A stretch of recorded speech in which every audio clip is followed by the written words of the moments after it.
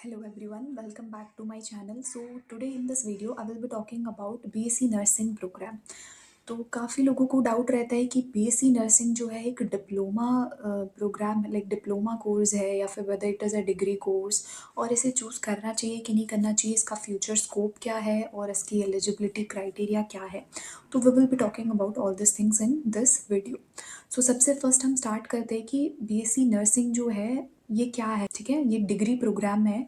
ये आपका 4 साल का प्रोग्राम होता है और उसमें आपकी इंटर्नशिप भी इंक्लूड होती है। और सेकंड थिंग इज़ कि अगर आपको बीएससी नर्सिंग चूज़ करनी है लाइक कोर्स करनी है, तो उसके लिए आपके 12th स्टैंडर्ड के जो मार्क्स है like you should have subjects physics, chemistry, biology, English.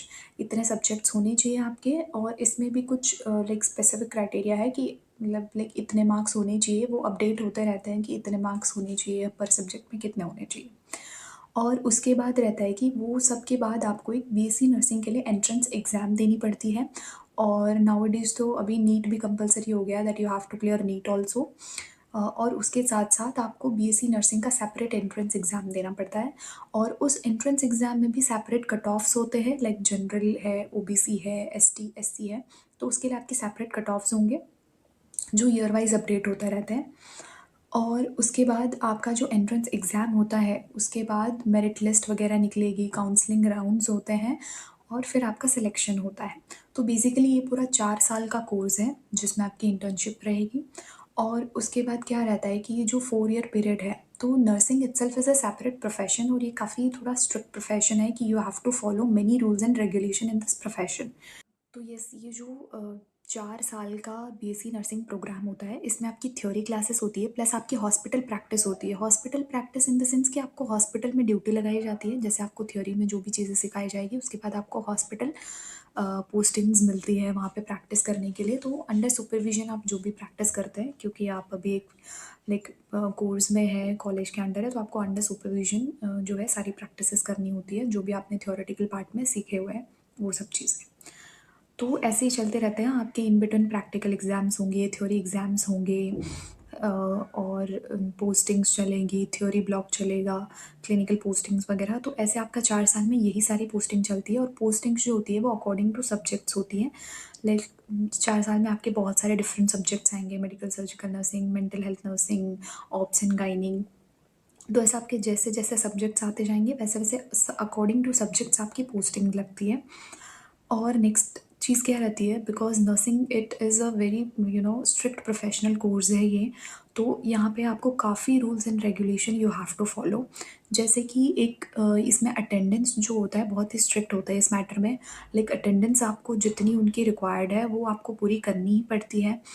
It's not like that कि आप अननेसेसरीली बहुत सारी छुट्टियाँ लेके बैठ गए या फिर आपने कॉलेज नहीं गए तो कुछ नहीं होगा। नहीं, आपको अटेंडेंस पूरी फिल करनी ही है, पूरी उनको अटेंडेंस पूरी चाहिए, अदरवाइज़ आपको कंपनसेट करना पड़ेगा। लाइक आप बिना इन्फॉर्म किए एब्सेंट हो जाते हैं या फिर अननेसेसरीली आप बहुत दिनों के लिए एब्सेंट हो गए हैं, तो वैसा नहीं चलेगा। अगर आप एब्सेंट होते हैं तो आपको फिर कंपनसेट करना पड़ता है। और it depends upon the rules and regulations of different colleges and universities के अपने रूल्स होते हैं कि वो कंपनसेट कितना कराता है। लाइक कुछ जगह पे 1:1 का कंपनसेशन रूल रहता है, किसी जगह पे 1:2 का रहेगा, 1:3 का रहेगा। तो ऐसे जो भी कॉलेज और यूनिवर्सिटीज़ होती है उनके खुद के सेपरेट रूल्स रहते हैं। तो उस अकॉर्डिंग आपको वो ड्यूटी, मेकअप ड्यूटी या कंपनसेशन जो भी आप समझें, वो आपको करनी पड़ेगी, क्योंकि अटेंडेंस आपको एनी हाउ फुल करने ही पड़ेंगे।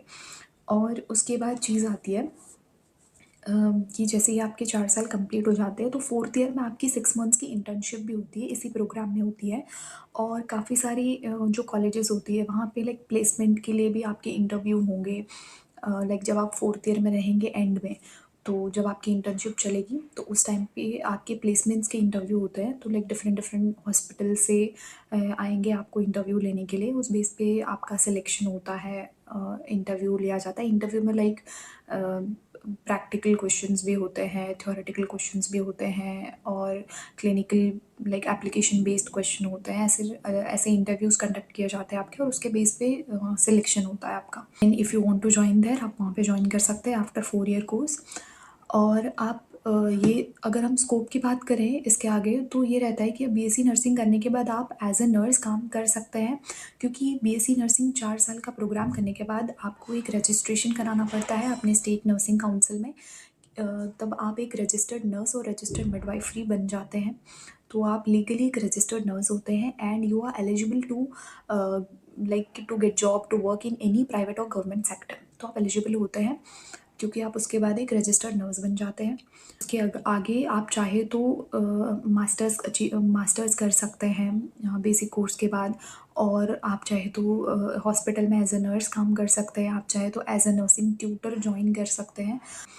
और उसके बाद भी आप बहुत सारी मास्टर डिग्रीज़ होती है, लाइक वो करके आप पीएचडी वगैरह कर सकते हैं। काफ़ी अच्छी-अच्छी पोज़ीशंस भी मिलती हैं आपको ये कोर्स करने के बाद।